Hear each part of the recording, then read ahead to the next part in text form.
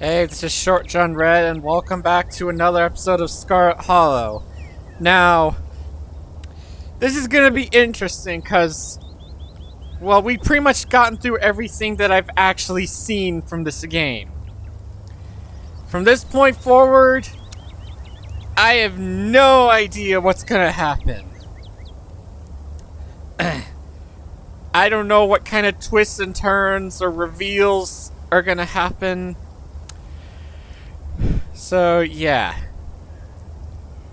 I'm trying to figure out, cause, right now my leading guess is that following the map is, I know eventually I'm gonna make my way to the Tremaine farm, but, I want to see what else there is to do. But where can you possibly turn next?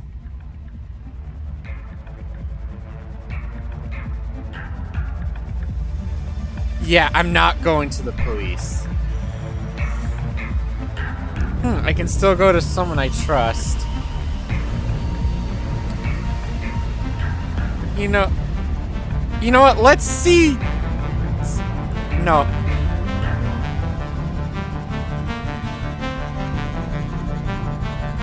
Okay.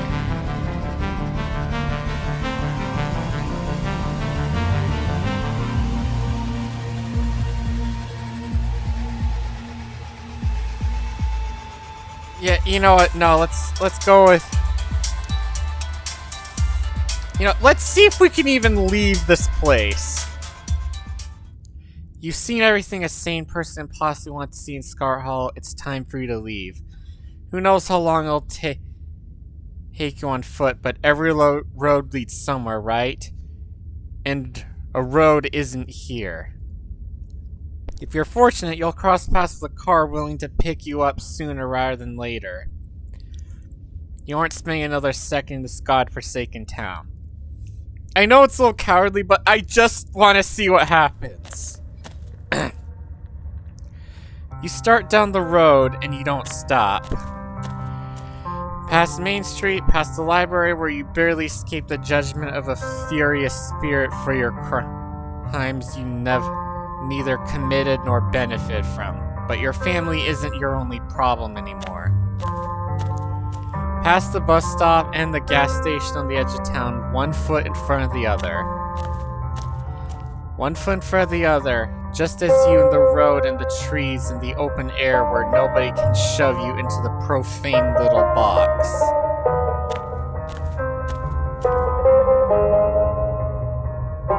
What do you mean days?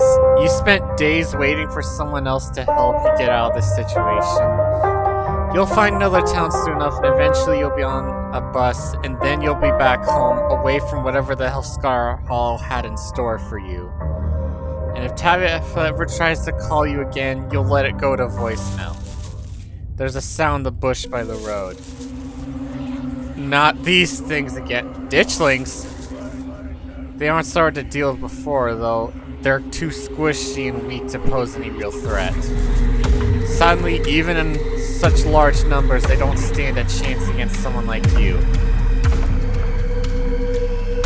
But yeah, let's see what happens if I try to fight these things. It doesn't matter that there are more than now. They're nothing to you.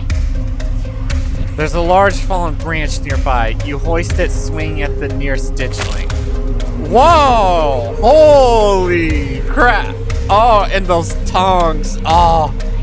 Just like before, there's no structure to these things. It pops like an overstuffed balloon. Pure gore splatters across the pavement. The purplish score splatters. You've already been swinging for another, leaving a hefty dent in its side. Another and another. They're bigger than they used to be, and they seem to be closing in around you. The branch keeps flying, but you're starting to feel them now, touching you. Their soft skin and fingers like bloated caterpillars. Oh my god. A snap, splintering wood. You have to use your fists now.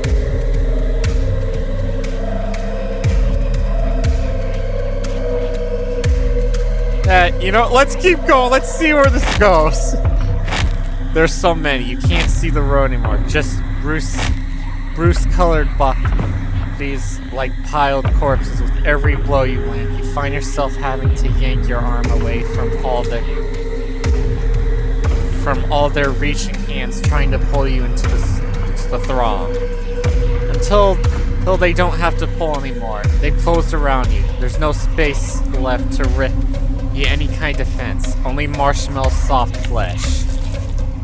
But they're not soft at all. You feel a sting in your lower leg. One of them got close enough to bite. Oh no. Your calf goes numb, so you don't feel the next one insert its awful stinger into you. Nor do you feel the egg. You're sure they've slipped under your skin. The numbness spreads up your thighs, static where you used to be. You fall to the ground, they swarm you. This is what they do to animals they counter in the woods. They're turning you to meat. What?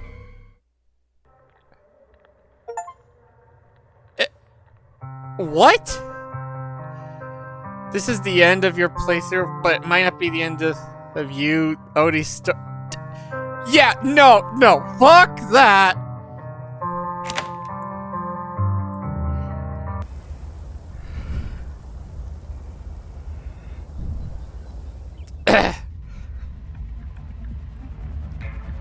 Yeah, let's talk to Tabitha. You need to see her. She's the only person who possibly offer a satisfying answer to the horrors of this morning. The events this morning beg for an immediate confrontation. By the time you notice where your legs are taking you, you're already en route to the Scarlet Mines. You stumble down the road, your panicked thoughts directing themselves like a pointed arrow towards your direction. Things will make sense again just as soon as you get where you're going. There are no picketeers outside the mine today. Yeah, I know reloading to save is a little cowardly, but it's just... I couldn't let it end there, okay? I could not let it end there. The only sound is the constant low industrial clanking of unending productivity. The only sign of light, the slow-moving machinery beyond the rickety chain-link fence. The Scarlet Hall mines are ticking along the way, as they always have. There's nothing here to stop you from seeing your cousin. Huh, there's no one here. Here you are, outside of your cousin's office. The only thing left to do is go inside. You walk up to Tabitha's trailer and knock on the door. You wait for a moment.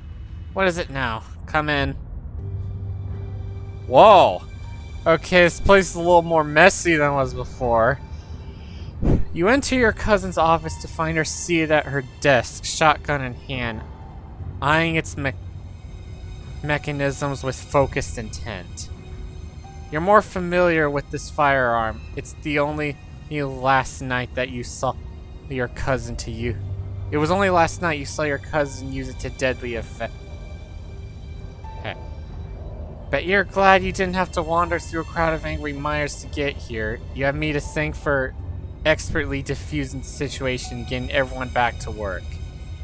Except, of course, the people who started the whole mess. They can go cause trouble at some other mine.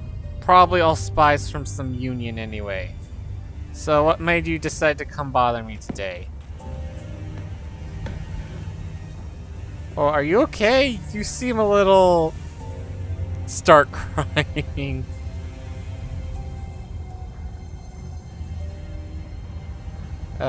What's with the gun? In case you forgot about last night's misadventure, I used it, which means I have to clean and inspect it. Besides, I had to fire some people once all the strike business was settled. I made a few enemies. And I just don't trust desperate people. When someone with nothing to lose feels backed into a corner, he might take the whole world down with him. Whatever, it doesn't matter. Why are you here? Anyways.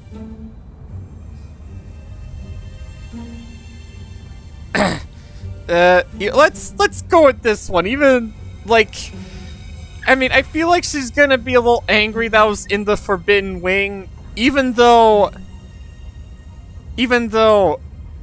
I did not go there by choice. So, anyways, I feel like this one at least it'll soften the blow a bit.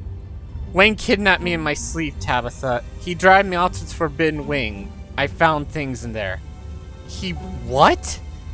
But that's... Tabitha's eyes dart away, her pale cheeks losing what little color they had. Dang it. Forgot to silence my phone again. You shouldn't trust it. You shouldn't trust anything that thing tries to tell you. What did you see? What poison did he try to infect with you? Yeah. I found these letters from your dad stashed away in a drawer. This isn't funny, Odie. My dad has never and never would send me anything. Not any of your business anyway.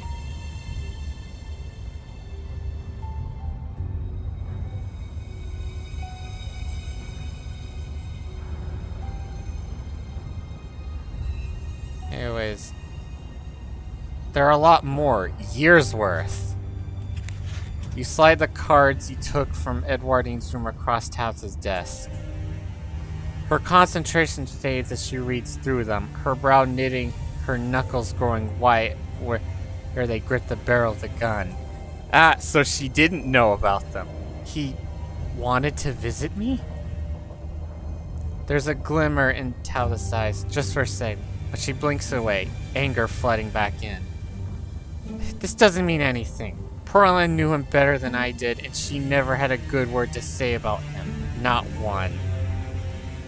It's easy to send letters once a year. It's easy to write little notes and stupid kitschy cards to someone you don't know, pretending it's someone you care about. You know for a fact that's not true. Man, she still has her hooks. But he didn't come back, did he?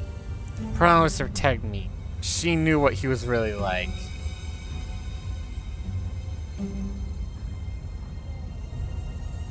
Okay.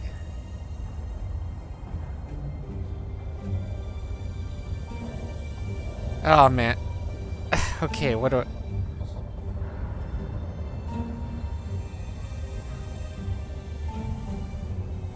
Yeah. Neither of us should trust any of the Scarlets who came before us. Oh, I see what all this is about. You're trying to get me to turn on my dead mother before she's even on the ground. Lovely. What great use of our time.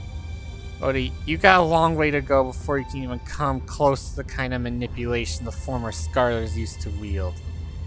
You don't stand a chance of putting a clumsy little move like that on me. Oh boy.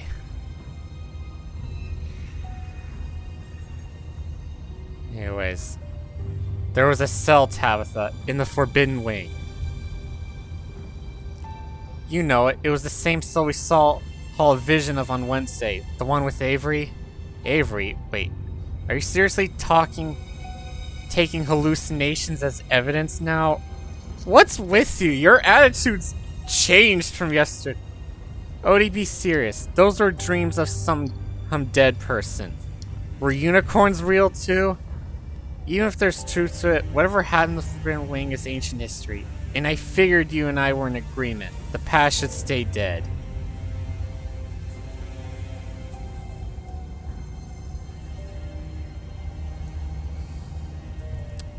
Okay, anyways, I found our family medical records yesterday. God, you're such a snoop.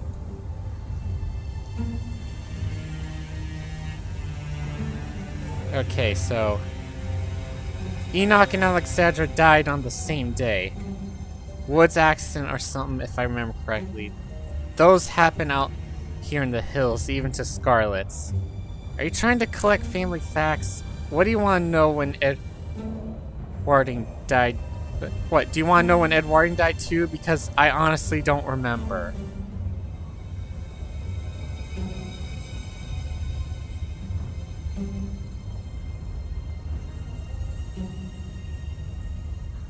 Yeah, Just making an observation. We can move on. Thank you. Let's. Sleep Anapa. No autopsy. Found by our daughter.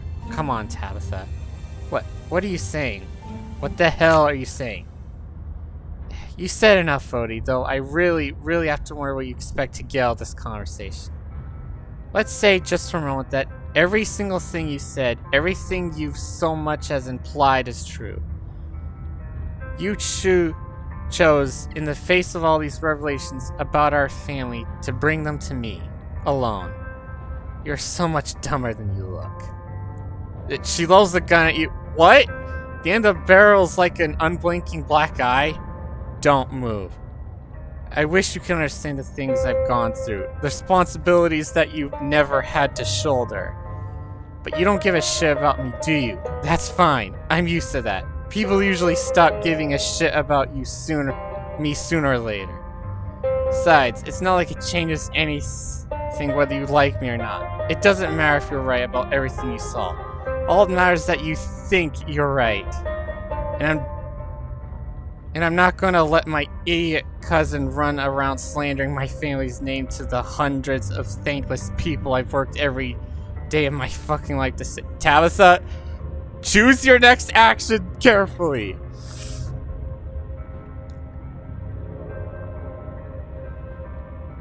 Okay.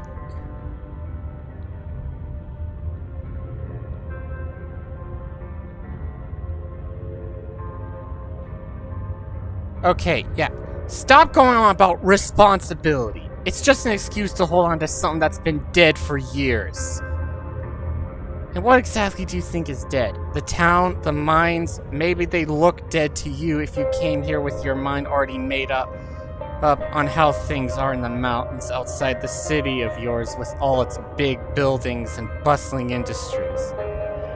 You're exactly the as stuck up as Perlin said you'd be. God, nothing here's dead. It's all just follow.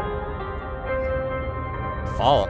And there will be a new spring soon, you'll see. A police siren and cuts through your thoughts, interrupting any arguments you may have been forming. And that would be the police.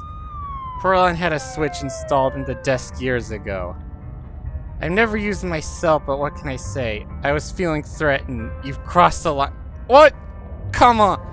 Before you decide, the smart thing to do would be to leave my office and make a run for it. Let me tell you why that's a bad idea. If you leave before they get here, I will get them on the phone and they will hear details of this conversation and... You know what? Fuck this. I'm just gonna go to the damn farm. Like, I know, I'm being a real coward, but... every decision is not... It's just... Nothing's going my way, okay? I'm going to that damn farm. Are you kidding me? Are you actually fucking kidding me? Oh my god.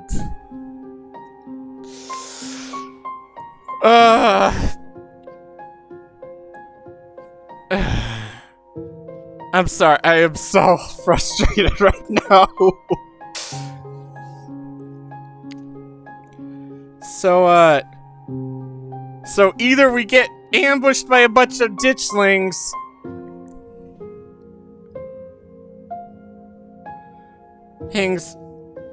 or Tabitha overreacts and gets us arrested. What the fuck? Oh my god.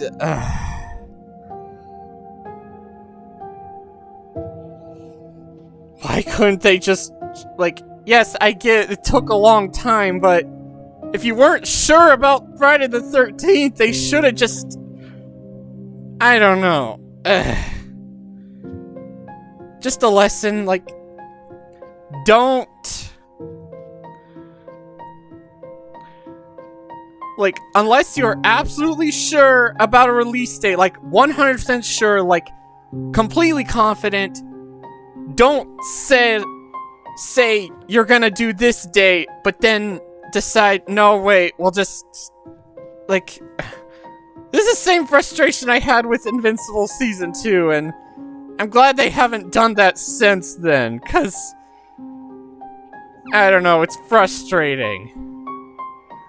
Like, I've been waiting like a year or two for this.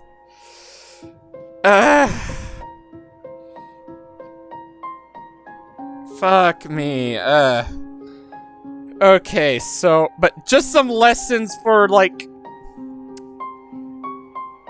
Okay, so I'm gonna be okay, so when we do return on the 20th, I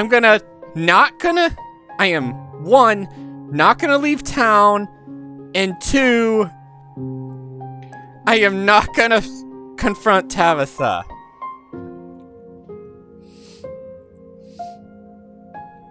Yeah, I am not gonna do either of those things. I'm just gonna go to the damn farm, try to find Civil, hopefully find Kanika, and then I don't know. I don't fucking know.